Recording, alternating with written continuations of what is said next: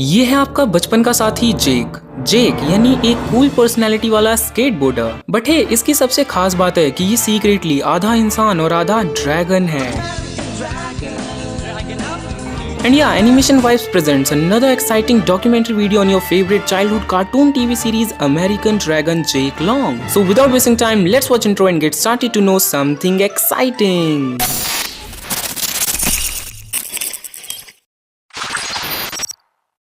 जो लोग भूल चुके हैं या जिन्हें धुंधला धुंधला याद है या फिर जिन्हें कुछ पता ही नहीं, उनके लिए बता दूं कि action adventure, super hero, comedy और फैंटेसी का तगड़ा combination American Dragon Jake long एक अमेरिकन कार्टून सीरीज है जिसमें जेक लॉन्ग नाम के एक टीनेजर की स्टोरी दिखाई गई है। जेक लॉन्ग की मॉम चाइनीज है जो अमेरिका में आकर एक अमेरिकन से शादी करती है। अब यहाँ ट्विस्ट ये है कि जेक लॉन्ग की मॉम ड्रैगन फैमिली से है जिनके पास ड्रैगन्स में बदलने की शक्ति होती है। इसीलिए जेक लॉन्ग और उसकी छोटी बहना दोनों के पास ड्रैगन्स में बदलने की पावर्स आ जाती हैं। नाउ सीरीज के अंदर बहुत सारे मैजिकल क्रिएचर्स रियल वर्ल्ड में आते रहते हैं जिन्हें वापस उनके ठिकाने तक पहुंचाने का काम करता है अमेरिकन ड्रैगन यानी अपना जेक लॉन्ग। और उनको ठिकाने लगाने की ट्रेनिंग खास तौर पर जेक के नानू देते हैं जिनका नाम होता है लाओशी।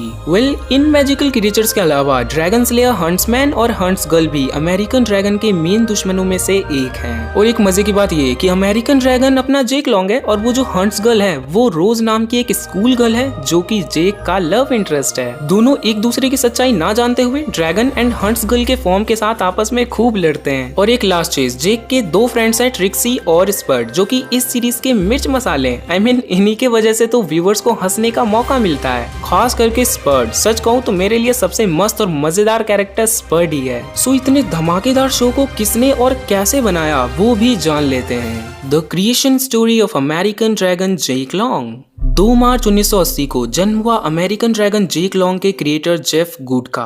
मिस्टर जेफ एक television writer and play right हैं। प्ले राइट मतलब जो लोग नाटक के स्क्रिप्ट लिखते हैं। एंड मिस्टर जेफ ने बहुत छोटी एज से ही प्ले राइट एंड बुक्स लिखना शुरू कर दिया था। ये उनके कुछ प्लेस हैं जो उन्होंने खुद लिखे हैं। एंड इसके अलावा उनके द्वारा लिखी गई ये कुछ टेलीविजन शोज हैं जिसमें से अमेरिकन ड्रैगन जेक लॉन्ग भी एक टेलीविजन सीरीज है जिसे मिस्टर जेफ ने क्रिएट किया है। शुरुआत में उन्होंने अमेरिकन ड्रैगन की स्टोरी सिर्फ टीवी शो के लिए लिखी थी जिसके ऊपर बाद में उन्होंने 2 चिल्ड्रंस बुक भी लिख दी। बहुत से लोग कहते हैं कि इन्हीं 2 बुक्स के बेस पर अमेरिकन ड्रैगन जेक लॉन्ग का कार्टून सीरीज बनाया गया है, जो कि एक रॉन्ग फैक्ट है क्योंकि इस सीरीज के एनिमेटेड एपिसोड्स 2002 से 2004 के बीच में बनाई गई थी एंड बुक्स 2004 में पब्लिश की गई थी। यहाँ एक फन फैक्ट सुनो, जेफ गुड डिज्नी चैनल के पास जाने से भी पहले फॉक्स चैनल के पास गए और उनके सामने अपने कॉन्सेप्ट को एक लाइव एक्शन सीरीज बनाने का प्रपोजल दिया। एंड फॉक्स के एक हेड एग्जीक्यूटिव को ये आइडिया बड़ा पसंद आया। उन्होंने सोचा कि ये हैरी पॉटर फैंस के लिए एक अच्छा शो बन सकता है। अब उन्होंने ऐसा क्यों सोचा होगा? बिकॉज अमेरिकन ड्रैगन के कॉन्सेप्ट में कई चीजें हैरी पॉटर से मिलती जुलती थी। जैसे हैरी पॉटर में एक जादुई दुनिया है जहाँ ट्रेन से जाते हैं, वैसे ही अमेरिकन ड्रैगन में भी एक जादुई दुनिया है जहाँ ट्रेन से जाते हैं। मतलब ये एक मस्त वाला लाइव एक्शन शो बनने ही वाला था कि उससे पहले फॉक्स के जिस एग्जीक्यूटिव ने मिस्टर जेफ को पिच मीटिंग की डेट दी थी उससे पहले ही उस एग्जीक्यूटिव ने फॉक्स कंपनी को छोड़ दिया और मिस्टर जेफ को मिली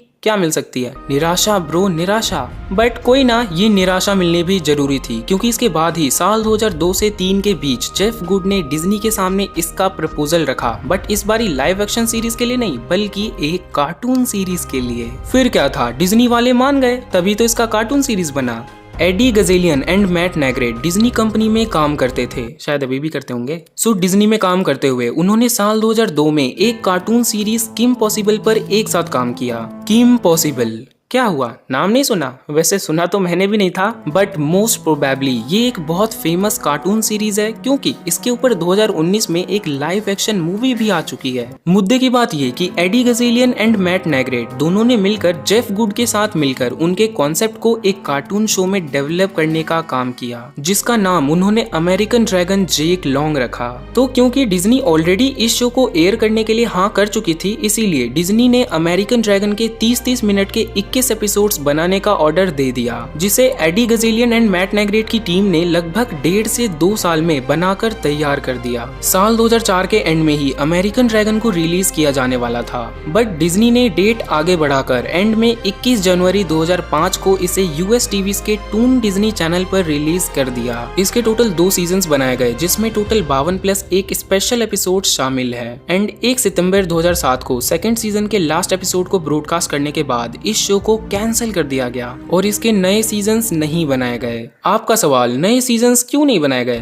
तो भाई सिंपल सा आंसर है, क्योंकि ये शो बच्चों के लिए रिलेवेंट नहीं रहा। आपने भी नोटिस किया होगा कि सीजन 1 में जेक इंक्लूडिंग ऑल अदर कैरेक्टर्स की एज कम थी और सीजन 2 में सभी कैरेक्टर्स इंक्लूडिंग जेक की एज बढ़ा दी गई थी। I mean, कैरेक्टर डिजाइन ही ऐसे किए गए थे ताकि जिससे लगे सभी कैरेक्टर्स थोड़े बड़े हो चुके हैं, और यही रीजन है कि इसे तीसरे सीजन तक एक्सटेंड नहीं किया गया, क्योंकि फिर तीसरे सीजन में सभी कैरेक्टर्स और बड़े हो जाते और यहाँ डिज्नी बोलता, अरे हमें छोटे बच्चों के लिए शो चाहिए भैया, ये क्या कर रहे हो? एंड इसीलिए एंड में ये शो कैंसिल कर दिया गया।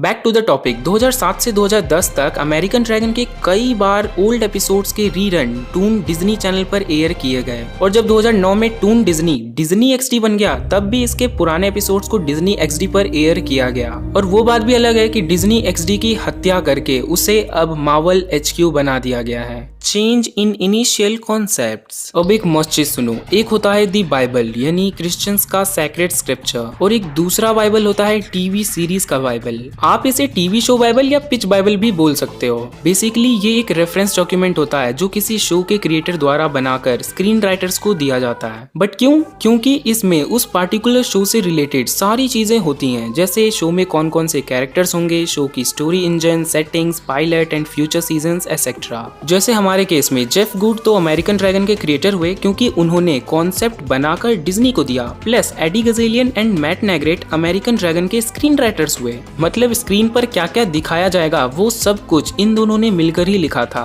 एडी गजेलियन अपने एक ब्लॉग पोस्ट में कहते हैं कि सौभाग्य से हमारे पास जेफ गुड की दी गई सीरीज बाइबल थी। जैसा मिस्टर जेफ चाहते थे हमने वैसा ही इस शो को डेवलप करने की पूरी कोशिश की, लेकिन हमने इस शो में अपने तरफ से भी कई शेपिंग एंड डिटेलिंग्स ऐड की थी। और शो का एक आवश्यक फंडामेंटल एलिमेंट जिसमें मैट और मैंने योगदान दिया वह था रोज कैरेक्टर का निर्माण। मैट और मैंने शुरू से ही तय कर लिया था कि हम चाहते हैं कि सीरीज में असली कहानी हो जो सीजन के दौरान सामने आए। हम नहीं चाहते थे कि ये शो केवल स्टैंड अलोन एपिसोड्स का एक ग्रुप हो जो किसी भी ऑर्डर में प्रसारित किया जा सके और उससे कोई फर्क भी ना पड़े। हम निश्चित रूप से चाहते थे कि शो के आगे बढ़ने पर कुछ चीजें बदलें और डेवलप भी हो। हम चाहते थे कि जेक के दोस्त उसके सीक्रेट ड्रैगन आइडेंटिटी के बारे में कुछ ना जानते हुए सीजन की शुरुआत करें। डिज्नी को इस तरह के सीरीज के लिए राजी करना आसान नहीं था। जब भी बच्चों की प्रोग्रामिंग की बात आती है तो टीवी नेटवर्क्स इस प्रकार के शो करने से हिचकते हैं। वो बच्चों को इतना अंडर एस्टिमेट करते हैं कि उन्हें लगता है ये तो बच्चे हैं, ये क्या स्टोरी को समझेंगे, उनको स्टैंड अलोन एपिसोड्स वाले ही शो दिखाना है। और डीप डाउन डिज्नी चैनल ने भी ऐसा ही सोचा था कि कोई बच्चा इस शो के स्टोरी लाइन पर उतना ध्यान देगा ही नहीं। बट मैंने और मैट ने ये संकल्प लिया कि हम इस शो के किड्स ऑडियंस को बड़े होकर ये बोलने नहीं देंगे कि अरे अमेरिकन ड्रैगन वो भी कोई शो था क्या, कोई स्टोरी आर्क तो थी नहीं, जस्ट नॉर्मल शो। बल्कि हम चाहते थे कि वो ये बोले, अरे अमेरिकन ड्रैगन भाई साहब क्या शो था। याद है जब जेक ने डार्क ड्रैगन से फर्स्ट टाइम फाइट की थी, क्या मस्त एपिसोड था यार वो भी, मैं तो आज तक नहीं भूला। जेक नीड्स अ बॉयफ्रेंड। इस बार मैट कहते हैं कि मुझे याद है कि जब हम अमेरिकन ड्रैगन के पायलट पर काम कर रहे थे तब कास्टिंग ऑफिस के एक एग्जीक्यूटिव ने हमसे कहा था, I mean Jake needs a friend who is a boy. Yup, सही सुना आपने। स्टार्टिंग में जेक और ट्रिक्सी ही स्कूल में फ्रेंड्स के रूप में दिखाए जाने वाले थे, बट इस इंसिडेंट के बाद एडी और मैट ने मिलकर जेक के बॉयफ्रेंड, आई मीन बॉय वाला फ्रेंड स्पड को क्रिएट किया। और एक फन फैक्ट ये कि वो स्पड का नाम पहले रॉब रखने का सोच रहे थे, बट उनको लगा रॉब किसी स्केटबोर्डर की जगह एक डिसिप्लिन्ड बच्चे का नाम लगता है, इसीलिए उन्होंने बहुत सोचने के बाद इस नए कैरेक्टर का नाम स्पड रखा, which is absolutely a cool name for a skateboarder. What is, what was, what could have been?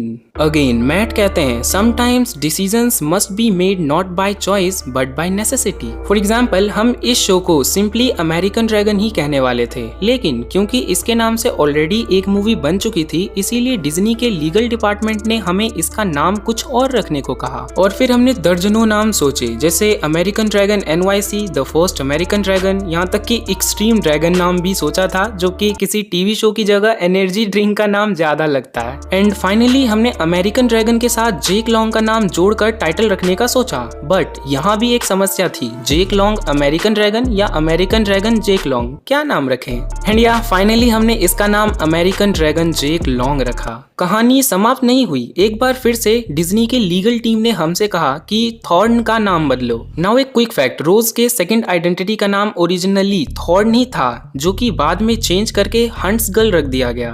अब ऐसा क्यों? तो वो खुद मैट बताते हैं कि डीसी कॉमिक्स में ऑलरेडी एक कैरेक्टर एग्जिस्ट करती है जिसके रोज और थॉर्न के नाम से डुअल आइडेंटिटीज हैं। इसीलिए डिज्नी ने उन्हें रोज का नया नाम रखने को कहा। अब यहाँ भी उन्होंने दर्जनों नाम सोचे, जैसे Ivy, poison etcetera, but at the end उन्होंने रोज के सेकंड आइडेंटिटी का नाम हंट्स गर्ल रखा। तीसरा एक चीज ये कि स्टार्टिंग में जेक के डैड को भी उसके ड्रैगन आइडेंटिटी के बारे में पता था, बट जब तक एडी और मैट ने मिलकर इस शो के सीजन 1 के पूरे 5 स्क्रिप्ट्स लिख लिए थे, तब उनके माइंड में ये आया कि यार यदि जेक की पूरी फैमिली को उसके ड्रैगन के बारे में पता होगा तो उतना मजा नहीं आएगा। प्लस यदि जेक को अपनी ड्रैगन आइडेंटिटी अपने डैड से छुपा कर रखनी पड़े तो हमें इस शो में काफी फन और सस्पेंस देखने को मिल सकता है। एंड इसीलिए एडी और मैट ने मिलकर जेक के फैमिली को एक नया मोड़ देके दोबारा से सभी स्क्रिप्ट्स को रिवाइज किया, और आज आपको भी पता है कि अमेरिकन ड्रैगन जेक लॉन्ग की स्टोरी कितनी मजेदार है। Under the influence of Eddie Guzelian कहते हैं कि जब अमेरिकन ड्रैगन टीवी पर ब्रॉडकास्ट होना शुरू हुआ तब कई ऑनलाइन हिटर्स ने तुरंत हम पर बहुत से प्रोग्राम्स और सोर्सेज से इस शो के पीछे के प्रीमिस एंड आइडियाज को चुराने और कॉपी करने का आरोप लगाना शुरू कर दिया। लेकिन हमें उन आरोपों से कोई हैरानी नहीं हुई, क्योंकि जब लोग कुछ भी नया देखते हैं तो वो ऑटोमेटिकली उसमें कुछ ऐसा खोजने का प्रयास करते हैं कि उन्होंने उस पार्टिकुलर सीन या कॉन्सेप्ट को इससे पहले और कहाँ देखा है। हाँ, मैट और मैंने कई प्रोग्राम्स और सोर्सेज से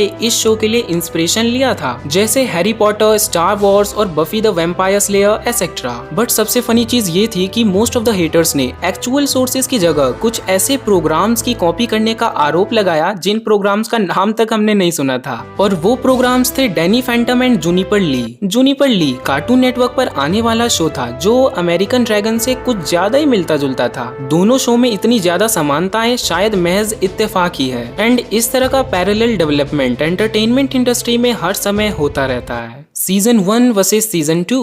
यदि आपने अपने बचपन में अमेरिकन ड्रैगन जेक लॉन्ग को टीवी पर देखा है तो आपको अच्छे से याद होगा कि इसकी दोनों सीजन्स को डिज्नी XD चैनल पर एयर किया गया था। एंड जैसा कि मैंने स्टार्टिंग में भी कहा था कि सीजन 2 में सभी कैरेक्टर्स की एज बढ़ा दी गई थी। इसका रियल रीजन जानना चाहोगे? तो सुनो, एक्चुअल में जेक और रोज के कैरेक्टर डिजाइन के कारण उनके एज में काफी ज्यादा डिफरेंस लगता था। मतलब जेक रोज के मुकाबले कुछ ज्यादा ही छोटा लगता था, हाइट में भी और एज में भी। एंड उनके लव एंगल्स को और परफेक्ट एंड रियल बनाने के लिए एडी और मैट ने जेक के कैरेक्टर को रीडिजाइन किया। एक quick fact, new character design Japanese animations यानी एनिमे से काफी हद तक इंस्पायर होकर क्रिएट किए गए थे। कैरेक्टर रीडिजाइन के साथ इसके स्टोरी आर्क्स में कॉमेडी को मेन फोकस ना रखकर पूरे सीजन 2 में puberty, love, youth and family से रिलेटेड टॉपिक्स पर ज्यादा जोर दिया गया। आपको कौन सा सीजन ज्यादा पसंद आया कमेंट करके जरूर बताना। एंड यदि आपने इस शो को टीवी पर देखने से मिस कर दिया तो टेंशन ना लो जी, क्योंकि जनवरी 2021 से इस सीरीज को डिज्नी प्लस हॉटस्टार पर स्ट्रीम किया जा रहा है, जहां आप इसे एनी टाइम मल्टीपल लैंग्वेजेस में देख सकते हो।